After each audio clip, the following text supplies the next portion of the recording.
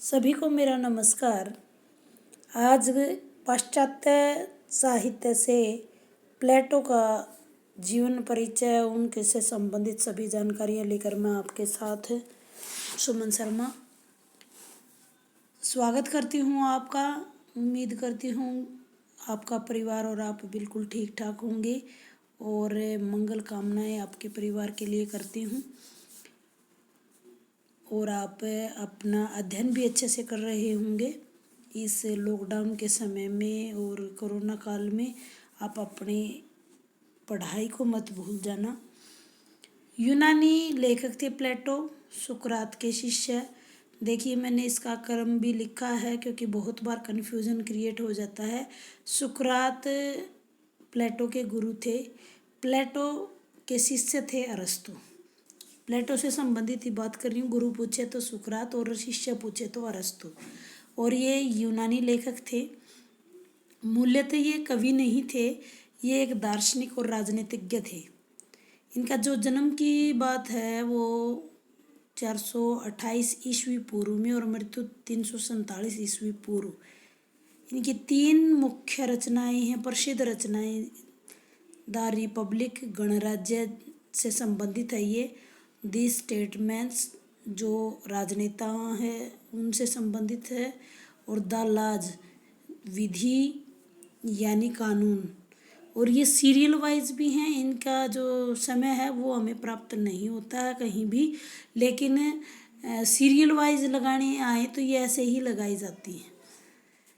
अनुकरण इन्होंने सिद्धांत दिया है जिसे हम माइमेसिस कहते हैं। इनके सिद्धांतों की प्रमुख बातें कर लेते हैं, बाद में किसने क्या कहा वो बात करेंगे। कवि को अनुकृति ये मानते हैं और कवि को ये मोची से इसकी तुलना भी करते हैं और वो मानते हैं कि कवियों को आदर्श राज्य से निष्कासित कर देना चाहिए। अरस्तु को वो अपनी विद्यापीठ का मस्तिष्क कहते हैं। वो कला को प्रकृति की अनुकृति मानते हैं। कला प्रकृति की अनुकृति है और प्रकृति की सृजन प्रक्रिया में जहाँ कहीं अधूरापन है तो कवि और कलाकार उसे दूर करने का प्रयास करते हैं। वो अनुकरण का अनुकरण करते हैं। वो ईश्वर के अस्तित्व को स्वीकार करते हैं। ईश्वर रचित प्रत्यय जगत ही उन्होंने सत्य माना है। ईश्वर को क्रिएटर यानी सृष्टा माना है और जो वस्तु जगत है उसको वो मिथ्या मानते हैं। कवि को न केवल वो अज्ञानी मानते हैं बल्कि अज्ञान का प्रचारक भी मानते हैं। काव्य को शुद्ध मानवीय भावनाओं और कल्पनाओं पर आधारित मानते हैं। आइए, बहुत सारे कवि, वो स्वयं भी कवि थे और वो सत्य से 3 गुना दूर कवि की कल्पना को मानते हैं कि वो सत्य से बहुत दूर हैं। हालांकि अरस्तु ने उनके अनुकरण को हूबहू नकल ना मानकर उसका पुनः सृजन करना माना है। उनके सिद्धांत में ये मुख्य अंतर भी माना जाता है। होमर जैसे कवियों को वो स्वीकार भी करते हैं। वो उनका ये नहीं है कि वो काव्य को स्वीकार नहीं करते, लेकिन वीर और जो ईश्वर की बात करें उन्हीं काव्यों को श्रेष्ठ मानते हैं। आइए, बहुत सारा अध्ययन इनके ऊपर हुआ है तो किसने क्या कहा है इनके बारे में। देवेंद्र शर्मा ने पाश्चात्य आलोचना में इनका विशिष्ट स्थान माना है और पूरे यूरोप में, यूरोप की बात ही नहीं, ये पूरे संसार में यानी 2500 वर्षों तक ये चर्चा का विषय बने रहे हैं। ये कोई मामूली बात नहीं है। डॉक्टर रामचंद्र तिवारी ने कहा है कि उनकी बहुत सारी सीमाएं हैं, उन सीमाओं के बावजूद भी वो यूरोपियन साहित्य में महत्वपूर्ण स्थान रखते हैं। प्लेटो जो है वो भारतीय रस सिद्धांत के बहुत निकट हमें मिलते हैं। गणपति चंद्र ने कहा है कि उन्होंने अनुकरण सिद्धांत की प्रतिष्ठा की है और प्रवृत्ति युग के जो समीक्षकों के लिए वो आधार बनी है। मुख्य बातें मैंने बताई दी है। प्रत्यय जगत को वो सत्य मानते थे, ईश्वर को सृष्टा मानते थे, वस्तु जगत को मिथ्या मानते हैं। कवि की उन्होंने जमकर आलोचना की है, काव्य की भी उन्होंने आलोचना की है, लेकिन काव्य के जो वीर रस है, वीरता से संबंधित, उत्साह से संबंधित रचनाएं जो हैं उनकी प्रशंसा उन्होंने की है।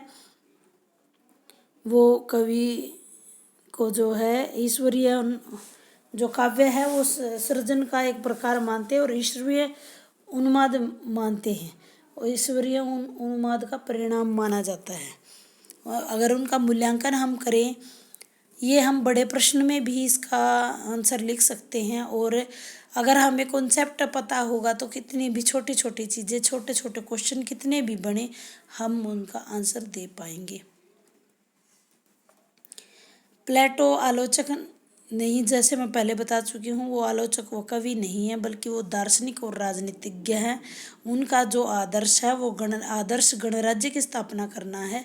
उनकी जो दृष्टि है वो उपयोगितावादी और नैतिकतावादी है।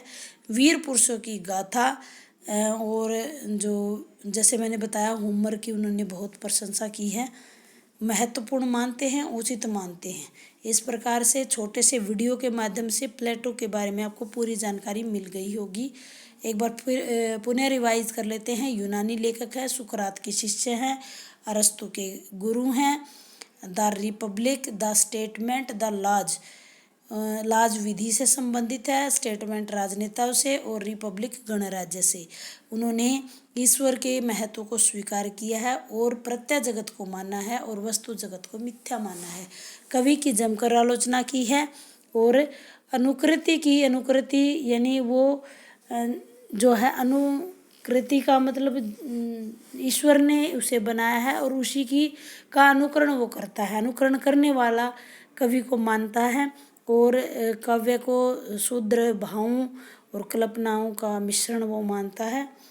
उम्मीद करती हूँ छोटे से वीडियो के माध्यम से आपको प्लेटो से संबंधित सभी जानकारी मिल गई होंगी।